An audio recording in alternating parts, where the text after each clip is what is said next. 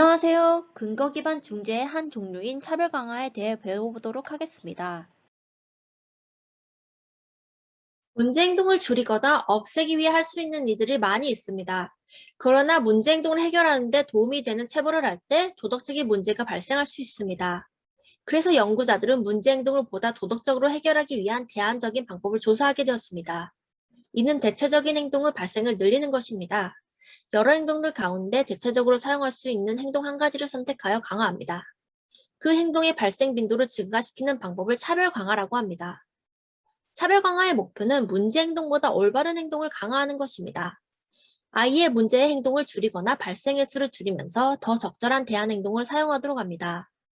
예를 들어 말을 하지 못하는 함구 중에 아이가 도움이 필요할 때 테이블을 두드리는 경우 선생님은 아이에게 테이블을 두드리는 대신 도움 카드를 만지도록 지시할 수 있습니다. 선생님은 아이가 탁자를 두드려 도움을 받는 것을 잠시 보류하고 아이가 도움말 카드를 만지면 즉시 원하는 도움을 제공하도록 합니다. 차별 강화는 자폐 진단을 받은 취약전 아동에서부터 고등학생 성인까지 다양하게 효과를 볼 수 있습니다. 일반 강화는 다르게 행동 감소를 목적으로 하며 부모, 교사, 특수교육자, 치료사 및 보조 전문가를 포함해 차별 강화에 대한 이해도가 있는 사람은 누구나 사용할 수 있습니다. 증거 기반 연구에서 차별 강화는 크게 4가지 종류가 있습니다. 문제 행동을 파악하고 그에 반대되는 행동을 강화해 상대적으로 문제 행동을 감소시키는 것입니다. 예시로 하준이가 교실에서 크게 말한다면 교실에서 크게 말하지 않는 것이 반대 행동이 됩니다.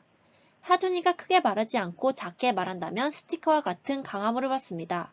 적절한 행동을 강화시키기 위해 스티커, 과자, 칭찬 등 강화물로 아이에게 꼭 보상해 주셔야 합니다.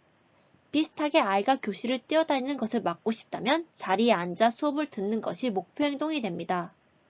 다음은 목표 행동을 강화하고 증가시키고 대체적인 행동을 개발하는 데 중점을 둡니다. 예를 들어 준이처럼 교실에서 선생님의 주의를 끌기 위해 소리를 지르거나 물건을 던지는 폭력적인 행동을 하는 학생은 다른 방법으로 선생님의 주의를 끌기 위해 손을 들도록 가르칩니다. 이 과정에서 물론 손들기와 폭력적인 행동을 동시에 할 수 있습니다. 그러나 목표 행동인 손들기가 강화되고 폭력적인 행동이 선생님에 의해 무시된다면 아이가 폭력적인 행동 대신 손을 들어 선생님의 주의를 끌 것입니다.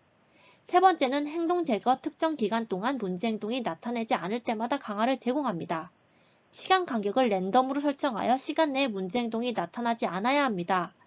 아이가 이 시간을 견디지 못하고 문제 행동을 보인다면 강화물을 보장해 주지 마시고 간격을 다시 재조정하여 새로운 시간 간격으로 목표 행동을 시도해 보세요.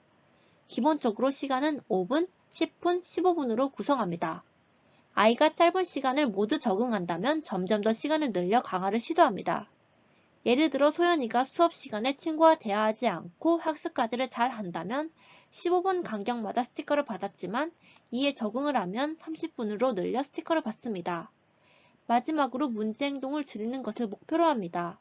가장 일반적인 방법은 문제 행동에 대한 허용 가능한 횟수 한계를 설정하는 것입니다. 아이가 문제 행동 한계를 초과하지 않는다면 올바른 행동이 강화가 됩니다. 쉽게 말해 서진이는 책을 읽는 20분 동안 질문 10가지를 하며 강화를 받지 않습니다. 하지만 20분 동안 서진이가 5번 이하로 질문을 물어본다면 즉시 보상을 받게 됩니다. 차별 강화가 증거 기반을 근거로 쓰여진 몇 가지 사례를 보여드리겠습니다. 자폐 스펙트럼 장애가 있는 학습자를 위한 차별 강화 절차 평가 존 스레너 2017년 자폐를 가진 아이의 눈맞춤을 증가시키기 위한 태블릿 사용 및 차별 강화 평가 제프리스 에러 2016년 무바라의 취약전 자폐 스펙트럼 장애 아동의 음성 요구에 대한 촉구 및 차별 강화의 효과 토마스 에러 2010년 자폐가 있는 9세 여자아이의 부적절한 언어 표현을 줄이기 위한 차별 강화의 사용 톰슨 에러 2011년 통학교실에서 자폐를 가진 아이의 참여를 증가시키기 위한 차별 강화의 사용 자이언티 2015년이 있습니다. 차별 강화를 시작하는 첫 번째 단계에서는 부모님께서 문제 행동이 무엇인지를 알아야 합니다. 수업 시간에 아이의 비명, 원하는 것을 들어주지 않으면 물건을 부셔버리거나 던지는 공격적 행동일 수도 있습니다. 학습을 방해하는 특정 행동을 아는 것 외에도 문제 행동의 정보를 아이의 주변으로부터 수집하세요. 예를 들어 소리를 지르며 뛰어다니는 행동, 공부 중에 책상 위로 올라가 뛰고 밟는 행동 등 어떤 식의 문제 행동의 형태가 나타나는지 알 수 있습니다. 또 아이가 그 문제 행동을 하루 또는 일주일에 얼마나 자주 하는지, 문제 행동의 강도와 심각도가 얼마나 되는지, 행동이 발생하는 장소가 어디인지, 행동이 얼마나 지속되는지도 알아야 합니다. 다음은 부모님께서 ABC표나 빈도 및 강도를 이용하여 행동의 결과를 봅니다. ABC 모델은 행동이 일어나기 전의 상황인 선행자극, 안티시덴트를 나타내는 말로써 문제 행동의 원인을 찾아내는 데 도움이 됩니다. 그 다음은 어떤 문제 행동이 나타났는지 알 수 있는 행동 그 자체, behavior. 행동이 일어난 후에 결과 후속 자극, consequent로 표시됩니다. 세 번째 단계는 베이스라인을 수집하는 일입니다. 부모님이 개입하기 전에 문제 행동을 평가하여 목표 행동 강화를 계획하는 단계입니다.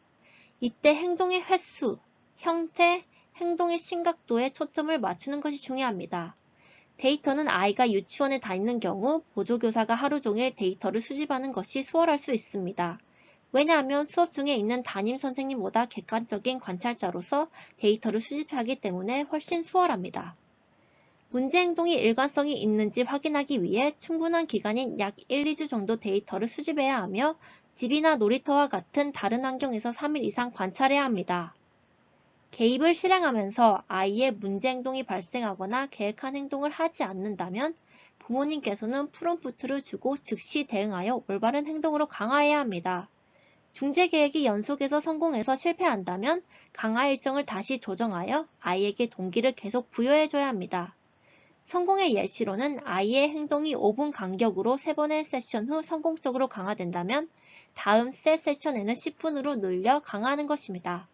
실패한다면 아이의 강화 일정은 5분으로 줄여 목표 행동 시 성공을 보상합니다.